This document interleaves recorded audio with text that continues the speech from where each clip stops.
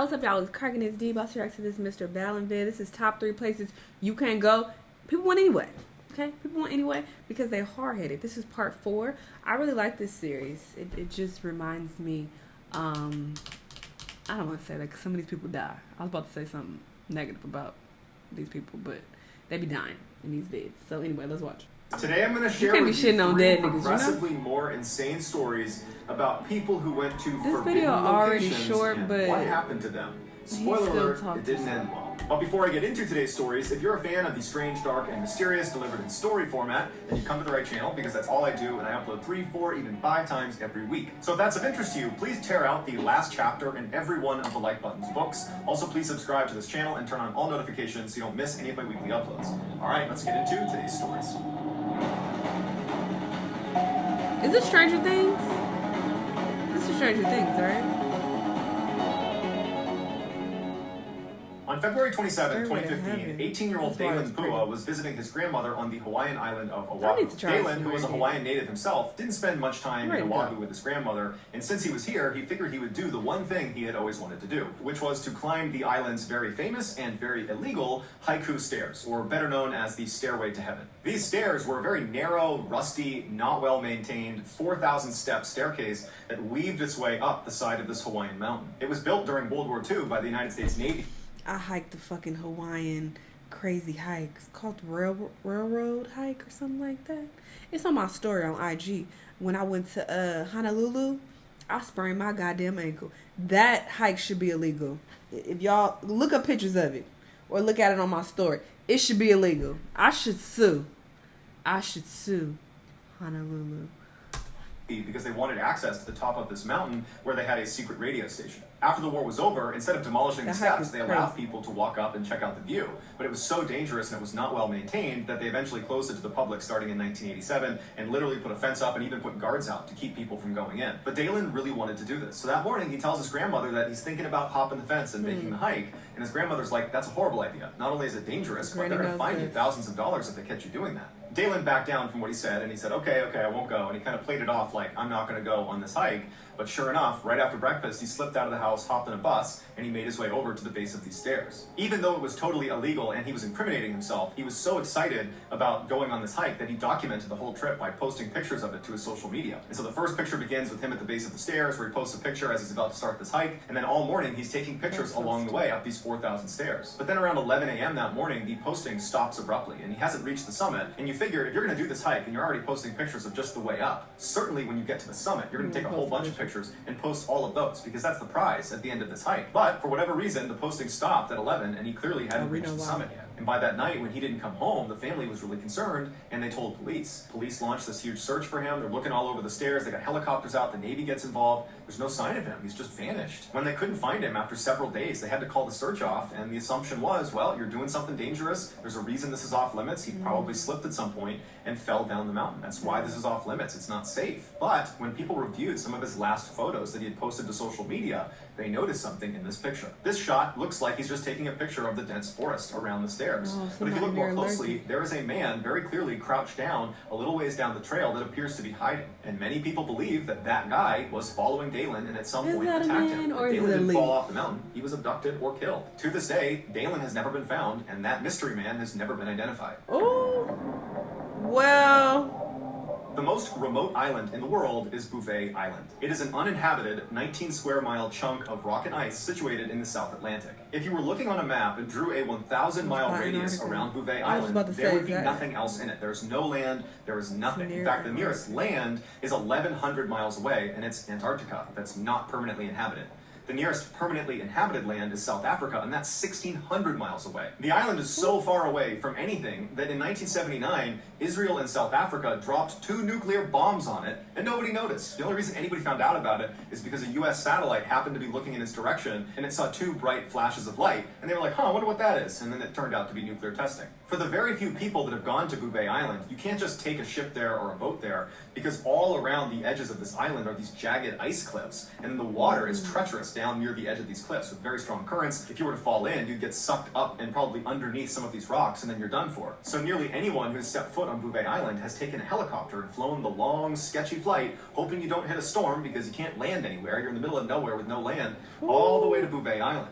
And then anyone that's been on Bouveau Island only stays for like a few minutes because they're so worried about a storm rolling in. And the weather at Bouveau Island is famously bad, and storms are constantly rolling in. Oh, and Bouveau Island is an active volcano. So it's this horrible place that nobody goes to or should go to. But a few people still do. In 1964, British explorer Alan Crawford was sent out to Bouveau Island with a team of scientists to inspect the northwest corner of the island where a recent lava flow had created a shelf that looked like you could potentially build a building on it. And the British wanted to stand up a weather station out there, but they needed someone to go out there and give the green light. So on April 2nd, 1964, Crawford and his crew departed South Africa and began the long helicopter ride. When they finally touched down on Bouveau Island, everybody was on edge because you are in the most remote place in the world, and if anything happens to you, there's no help coming for you. So people were eager to get the work done, survey the area, and get right back on the helicopter and leave. So the team immediately gets to work surveying the site, while Crawford decides to just for a couple minutes to step over the ridge and just look out at the island. He was fascinated with Bouveau Island, and he just wanted to get a better look at it. So he walks up this embankment, and he crests the hill, and he looks down, and there's this little rocky alcove that he can see the water. It's in this one area of the island where there's a little bit of beach. And he sees a wooden lifeboat that's kind of half sunken, that's sitting in the shallow waters of this lagoon. He couldn't believe it, because he knows it's not theirs, because they came in on helicopter. And he's also thinking, like, how could this boat have gotten here at all? The nearest land is 1,100 miles away. So he starts walking down towards the boat, and he sees on the beach 2 wooden oars that he assumes go with the boat. Next to them is a flattened copper tank that's used to catch water, and then next to that was a wooden barrel, which also would have been used to store water. He starts looking around the beach for other signs of human life, and there are none. There's no tent, there's no clothes, there's no human remains. He finally gets down to the beach and actually wades out the little ways into the water to actually inspect this lifeboat, and he starts looking for identifying marks or numbers on the boat that might give away where it's from, but there's no significant marking on the boat. It was in pretty good shape, but there was just nothing to give away where it was from. Because Crawford knew they had very little time before they were going to leave the island, he ran back on shore, he looked around on the beach some more, he walked up the hill a ways to get a look down the island to see if there's any sign of human life on this island, but there's none. And so he goes back over to his team and he tells them what he's found, but his team is so focused on getting the survey done and getting the heck out of here that they don't really care about this lifeboat. And they say, you know what, it probably washed up from some shipwreck or something, there's probably some explanation for it, let's just get this done and get out of here. Crawford feels a little bit frustrated because he's fascinated by what he's This is sped up? What?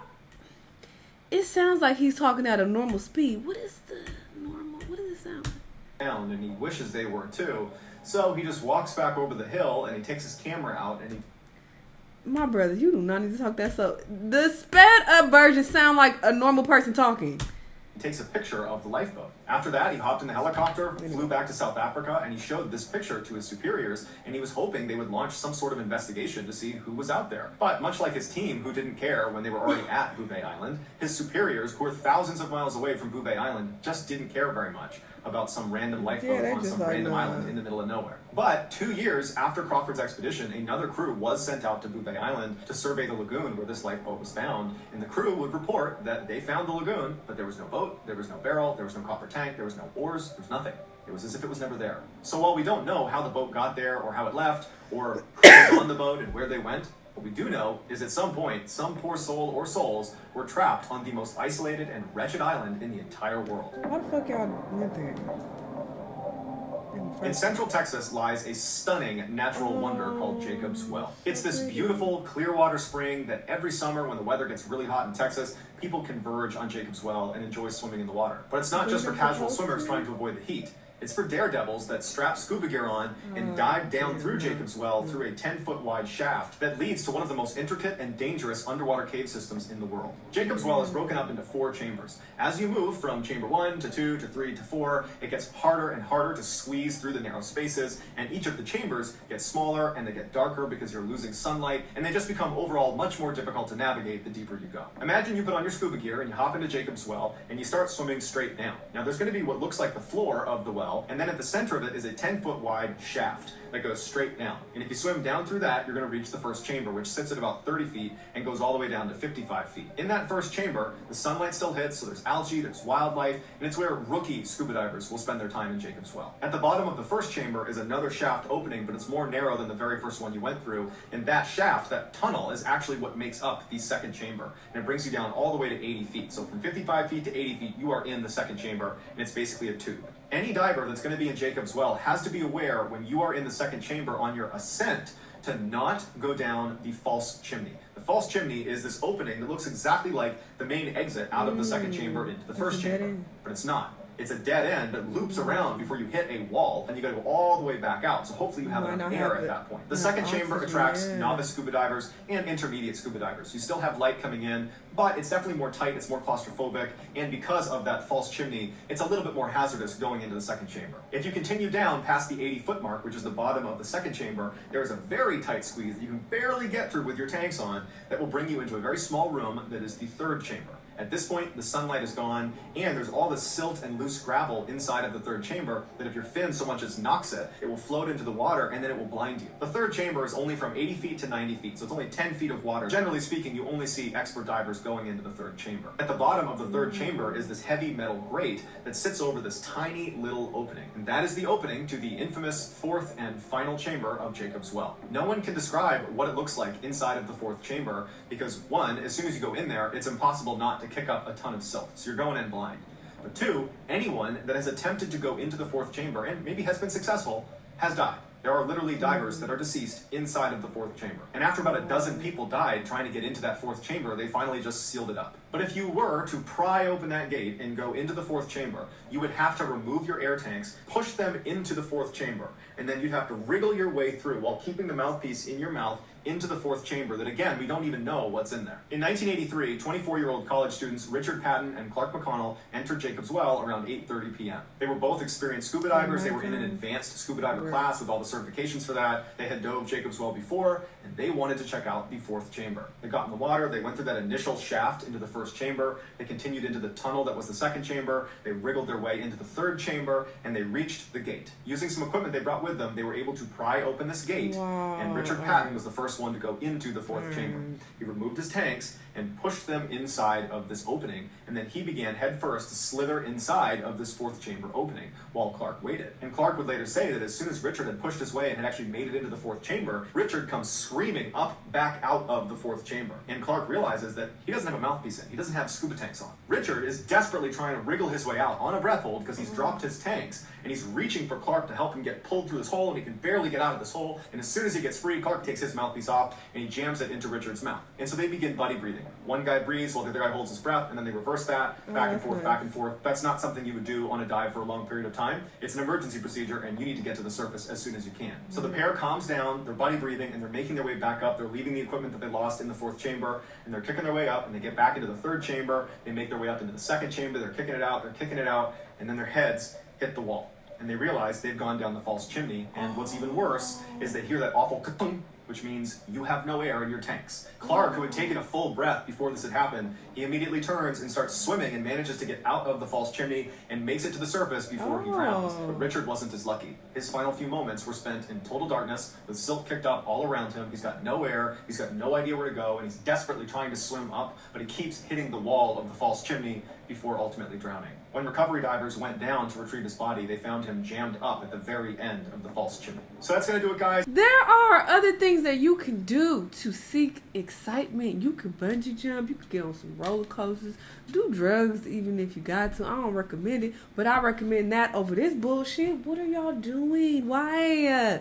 I don't understand. The water was very pretty there, but no, just no. This is a hot mess. Y'all let me know what y'all thought. Let me know what other videos you want to watch, and I'll see y'all on the next one. Bye.